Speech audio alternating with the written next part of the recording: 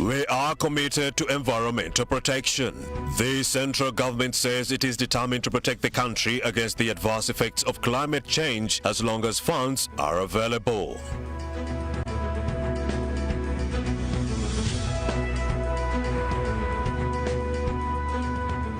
Also coming up, government secures over 2 billion Uganda shillings to complete a juice factory in Yumbe.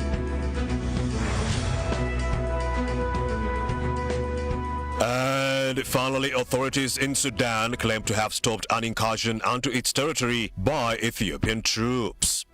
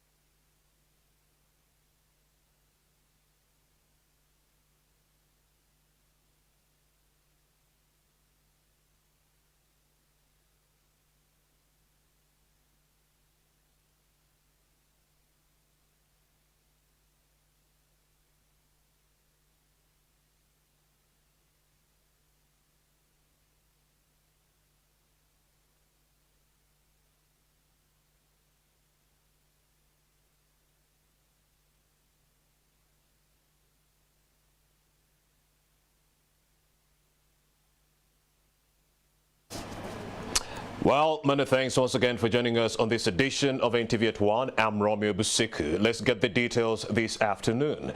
The central government has called for increased funding to ensure adequate provision or protection of the environment. The call by the State Minister for Environment, Beatrice Noir, comes in the wake of increased incidences of environmental degradation that have seen several swamps within the country, including forests reclaimed by developers. The minister says she needs support to monitor and develop these areas to ensure they are protected.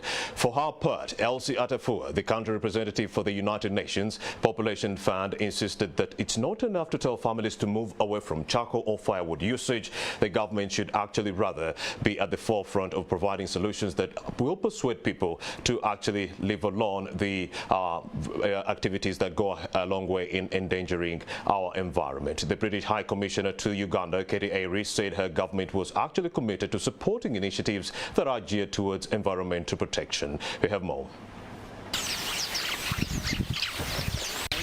We have looked critical as a government towards how we can really build that capacity. It should be known that climate change effect took the globe by a storm. Not many could have understood it better, but we have been seeing action, drought, floods in action, rather than we preparing for it much earlier. My government absolutely recognises that Africa is feeling the impacts of climate change despite not being responsible for historic emissions. We were the first to double our commitment to international financing to £11.6 billion in the next 5 years alone. That's just in this upcoming 5 years. That's the sum of money we're talking about. There are 3 or 4 dimensions to the financing. One has to deal with the commitment that developed countries have made to developing countries, where developed countries have said we will provide about $100 billion annually to developing countries to be able to adapt to climate change. But this funding hasn't really come fully, and we have a UN report that says that, well, it hasn't really come, and even with recent commitments, it's still not there. How do we move forward will be the question around how we invest in climate change. And for me, that's a very important one, because many a times the way we do investment is going to be important in terms of addressing the issues at hand.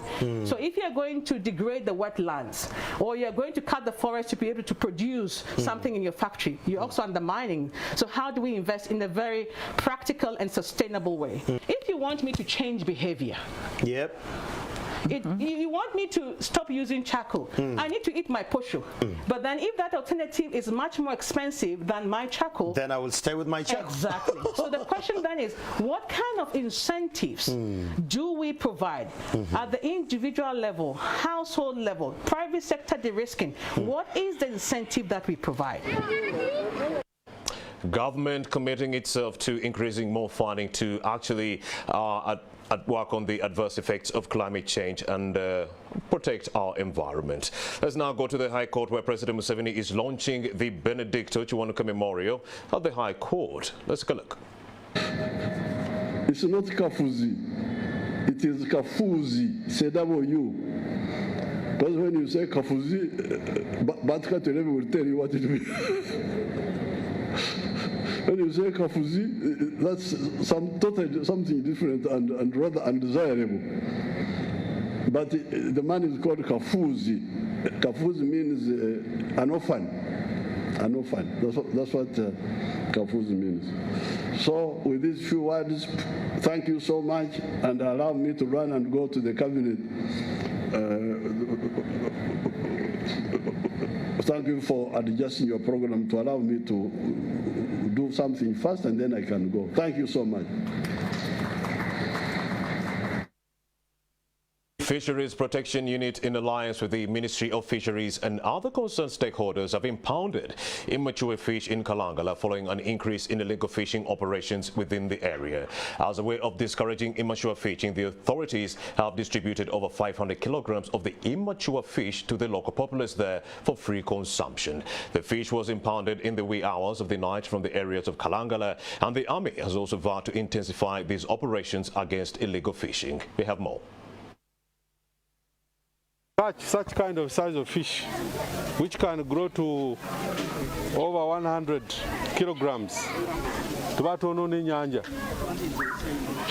era tuludde nga tubabuulira.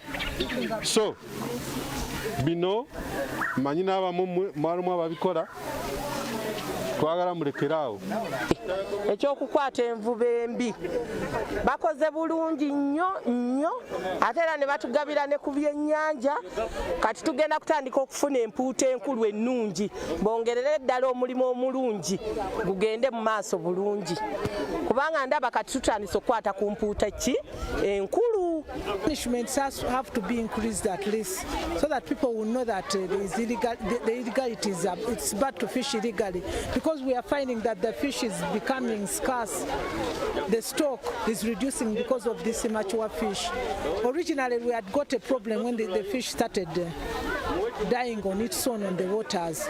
So now with this one, which would have been kept well, is being fished illegally.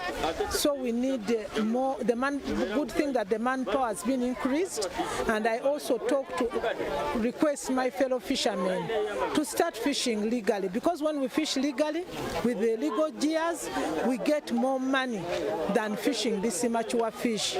We got an information, it was yesterday morning, from our informers that there is some people are transporting illegal undersize. So we went there, we organized and we went there, and we got them, we arrested them.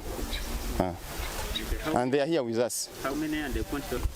We are not going to let anybody let down our operations. We are ready to deal with everyone, and we are going to take everyone who deals in illegal fishing to courts of law. You're still watching NTV at 1. Now, civil society organizations are calling on members of the public to embrace a law under the Human Rights Enforcement Act where they can access land justice, as opposed to the ordinary system where land matters could actually take decades to be resolved in court. This law has been lying idle since 2019 when it was enacted. We have more. This law is very open. You see, it is called the Human Rights Enforcement Act, and you see, many people do not think that maybe property or food or produce is a human rights issue. We have economic, social, and cultural rights which can be accessed in this act. You cannot, it is not restricted. So we want to call upon Ugandans. It has been a common saying that a poor person will never win a case, or that justice is only for the rich people, but that shouldn't be anymore, because now we have a law which can enable anyone, anytime, if a right has been violated, you can access justice anywhere in the courts of Uganda. So we want to appeal to the public to embrace this law, and that they can just go to court if they feel that. You may even fear to go to court. You can approach your LCs, be it police, but the point is, if you can mention that there is this law under which I can access justice anytime, any DU. Yes, we have gone to the High Court, and we have also gone to magistrates' courts. You know, before you couldn't go to a magistrates' court if it is a human rights claim, but right now you can go to even a magistrates' court, you know, claiming human rights, which was not yet here before the law was enacted. Now, the Uganda Microfinance Regulatory Authority has appealed to investors to massively invest in Uganda, especially after the coronavirus pandemic. This comes after the UNIFI group launched their unsecured loans to help the small and medium-sized enterprises to bounce back from the COVID-19 pandemic. We have more. 2, 1, unify, making life easy. You can now. On behalf of Uganda Microfinance Regulatory Authority, as the regulator, we are welcoming all investors all over the world to come to Uganda, because when you look at an investor who is going to extend credit to the SMEs which have suffered because of the pandemic and is willing to invest into these SMEs, and when you look at their loan products, they are talking about an instant loan given without any security. Their target is the salaried earners, and I believe all the salaried earners outside there, they will be able to embrace the loans which are given by this institution. We've identified an underserved target of the market. This is the target of the market for people that earn a salary, get paid their salary into the bank, and that they need a line of credit. So in order to apply for our loan product, all you need is your national ID, your payslip, and your bank statement. So those are the 3 documents that you need to apply for our loan. So we give you out a percentage of your income as a loan. For first-time clients, it's capped at 600,000, and then from there, we develop an internal credit score with us. So we operate by the motto is the more you borrow, the less you pay. So as you pay back your loans on time, we will give you bigger and bigger loans at lower and lower rates. But that actual rate depends on a case-by-case basis. So we advise everyone to come in and speak to one of our friendly loan consultants who will show you on the screen exactly the fees and charges you have to pay on our loan products.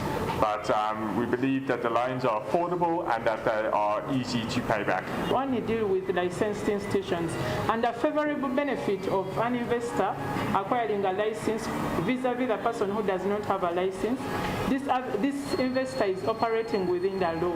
And in case they have any misunderstanding between the borrower and the lender, the regulator can mediate, and this, if it is beyond the regulator, it can move into the courts of law. And of course, law will use the laws of Uganda to govern the transaction which took place. Well, that's good news for the small and medium-sized enterprises. Let's talk about education.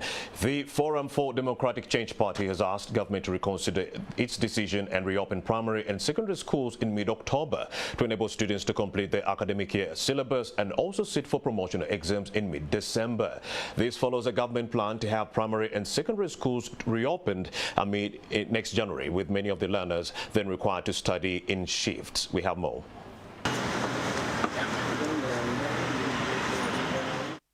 If schools will open in January, as Museveni is proposing, you will have senior ones, 2 of them. You will have senior 5, 2 of them. You will also have primary 1, 2 of them. And that's going to be at all levels. So our proposal is that it is not possible for teachers to handle this volume of students and work. If you are going to teach 2 senior 5s, for example, you are a teacher of mathematics or biology, and you have in some schools they have as many as 500 students. So you set tests, you mark them for one lot, you set tests for another. It means we are going to turn education into a ceremony where pupils and students just go, like those who are going to watch football, and we begin running the clock. It is our considered view that promotional exams to avoid multiple classes must be done this year, and schools must reopen as soon as now.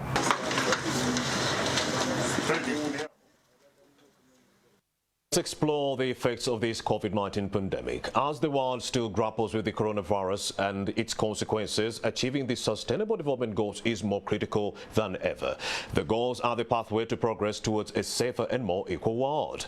As part of the decade of action to deliver the SDGs, the week between the 19th and that is the 18th and 26th of September, globally known as the Global Goals Week, was marked as one of the weeks to take action, raise awareness and demand accountability for the SDGs by the member states. Otamwesije speaks to some of the experts on this matter as far as Uganda's progress towards achieving these goals is concerned. Here's more in this week's Health Focus. Health Focus is brought to you by National Medical Stores, NMS, passionate about your life.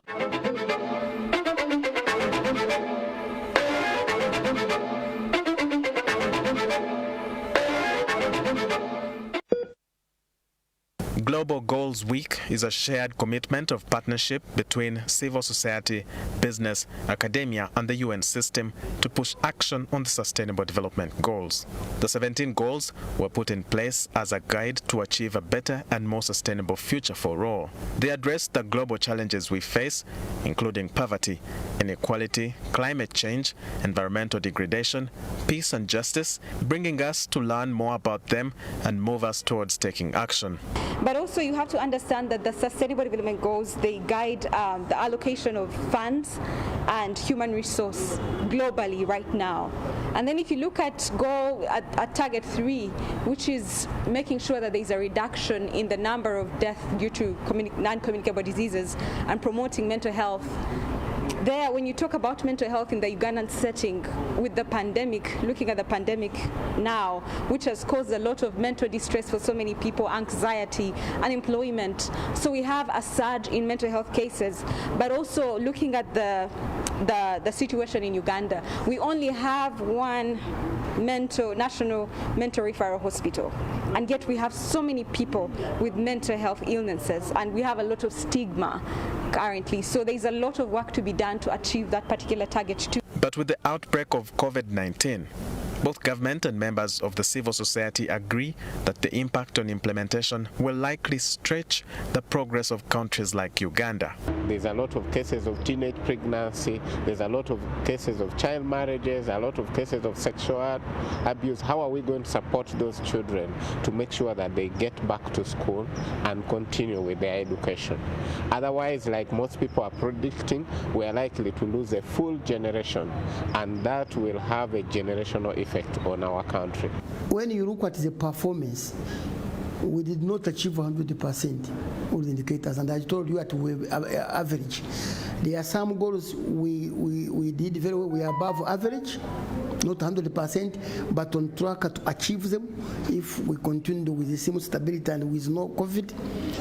And there are others where we're a bit stagnant because of the pandemic, and one of them is health. The SDGs are taken alongside Agenda 2030, which seeks to eradicate poverty in all its forms and dimensions, including extreme poverty, as it's the greatest global challenge and an indispensable requirement for sustainable development. It's a matter of now collecting information, and then we analyze that particular indicator concerning child mortality rates, and where we find it's lacking, then we share with the sector concerned. And the good news is that some of the United Nations agencies, development partners who participate in the reviews and we discuss with them, they support that initiative. And for the case of poverty, of course, there was still a bit a problem, poverty levels being high in some areas because of COVID, But against all odds, of course, the government is starting up this program of parish development model to make sure that all the resources reach the farthest possible people. However, Owekmeno says the achievement of the global goals will be determined by how countries work in solidarity with their populations. We have 9 years to go. As a country, we should reflect on the critical goals and also the critical indicators that we must work on and make sure that within these 9 years, at least we have 85 scores on each one of those. And for me, the first goal is on health and well-being. We have a young population and we are having majority of them dropping out of the development cadres because of sexual reproductive health issues. We must prioritize that and make sure a bigger proportion of our young people are able to grow and move to the next level and contribute productively to our country. And that relates to goal 4, that we need to make sure that we keep our children in school. If we are able to get about 85% of our young people by the next 9 years, 85% of our young people who enroll in P1 get up to the university and graduate, that's when we will have a critical mass of citizens who can work to transform this country and take it to the next level. And then lastly is the issues around gender equality. Walter Mwesi J, NTV.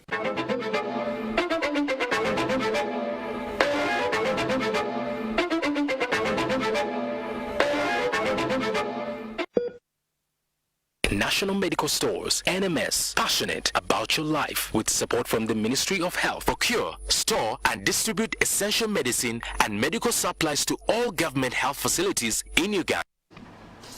You're still watching NTV at 1. A break is in the offing, but return shortly with more news. Keep it here.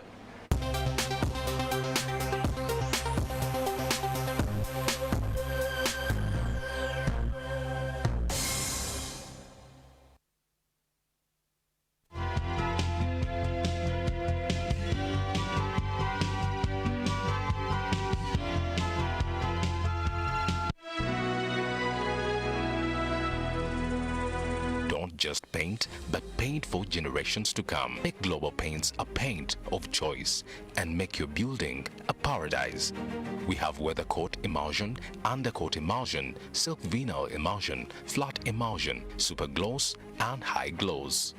Global Paint, a reliable product. In these unprecedented times, I need a partner that is there for me during the good days and the difficult ones. Who gives me a second chance in life? Offers me guidance to make smarter and wiser financial decisions. Who supports me move my ideas from ambition to achievement. Who listens and understands my business. A partner who is committed to the safety and growth of my savings and ensures a reasonable return on my savings. My invaluable partner is NSSF. Together, we rise against all odds to make tomorrow better.